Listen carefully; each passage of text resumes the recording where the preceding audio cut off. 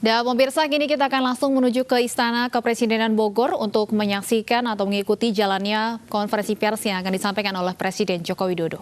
Caranya pemerintah menetapkan status kedaruratan kesehatan masyarakat.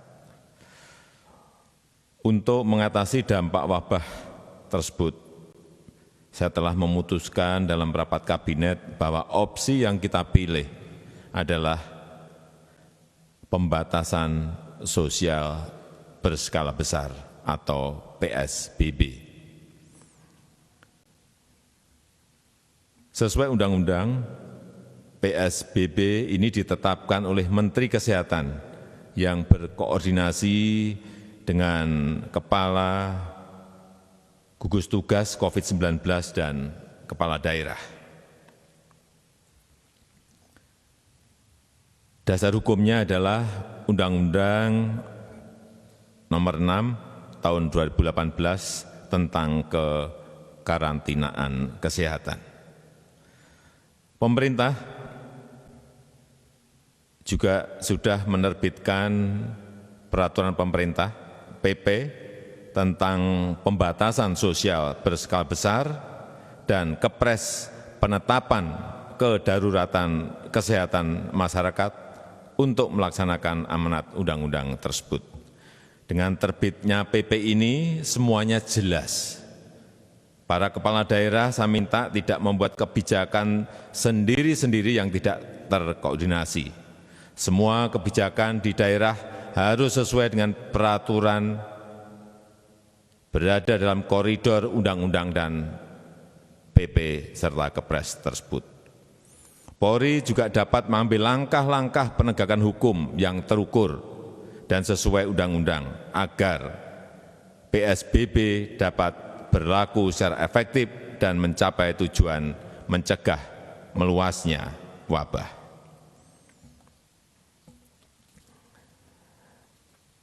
Bapak, Ibu, dan saudara-saudara sekalian yang saya hormati, kita harus belajar dari pengalaman dari negara lain, tetapi kita tidak bisa menirunya begitu saja, sebab semua negara memiliki ciri khas masing-masing, mempunyai ciri khas masing-masing, baik itu luas wilayah, jumlah penduduk, kedisiplinan, kondisi geografis, karakter dan budaya, perekonomian masyarakatnya, kemampuan fiskalnya, dan lain-lain. Oleh karena itu, kita tidak boleh gegabah dalam merumuskan strategi. Semuanya harus dihitung, semuanya harus dikalkulasi dengan cermat.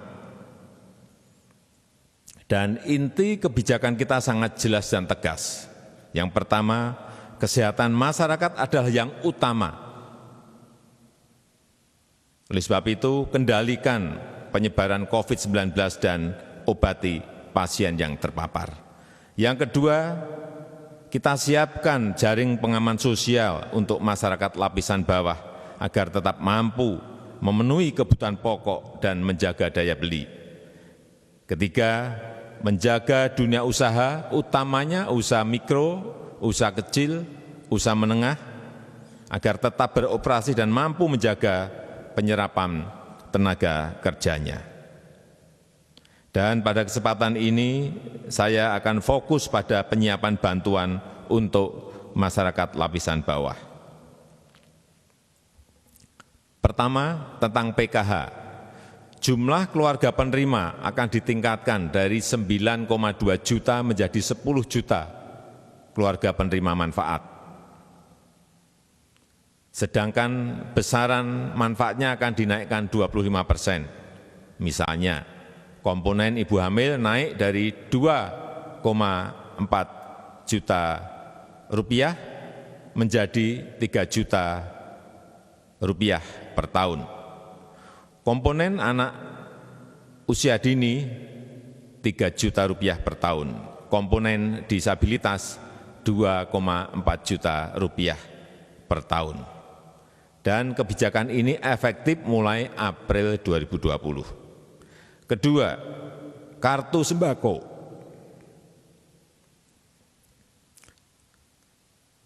Jumlah penerima akan dinaikkan dari 15,2 juta penerima menjadi 20 juta penerima manfaat.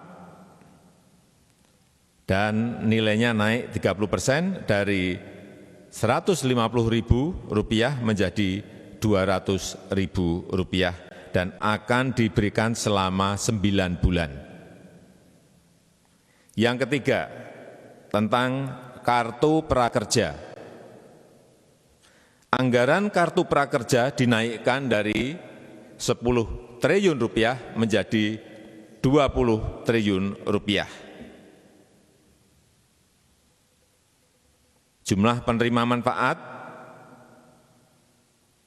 menjadi 5,6 juta orang, terutama ini adalah untuk pekerja informal serta pelaku usaha mikro dan kecil yang terdampak COVID-19. Dan nilai manfaatnya adalah Rp650.000 sampai Rp1 juta per bulan selama 4 bulan ke depan. Yang keempat, tentang tarif listrik. Perlu saya sampaikan bahwa untuk pelanggan listrik 450 VA yang jumlahnya sekitar 24 juta pelanggan akan digratiskan selama 3 bulan ke depan, yaitu untuk bulan April, Mei, dan bulan Juni 2020. Sedangkan untuk pelanggan 900 VA yang jumlahnya sekitar 7 juta pelanggan akan didiskon 50%. Artinya hanya membayar separuh saja untuk bulan April, Mei, dan bulan Juni 2020. Yang kelima, perihal antisipasi kebutuhan pokok. Pemerintah mencadangkan 25 triliun untuk pemenuhan kebutuhan pokok serta operasi pasar dan logistik. Keenam, perihal keringanan pembayaran kredit. Bagi para pekerja informal, baik itu ojek online, supir taksi, dan pelaku UMKM, nelayan, dengan penghasilan harian dengan kredit di bawah 10 miliar, OJK telah menerbitkan aturan mengenai hal tersebut dan dimulai berlaku April ini, bulan April ini.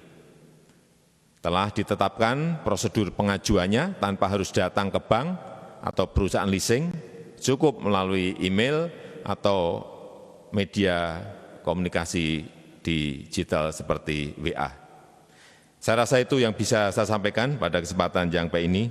Terima kasih. Wassalamualaikum warahmatullahi wabarakatuh.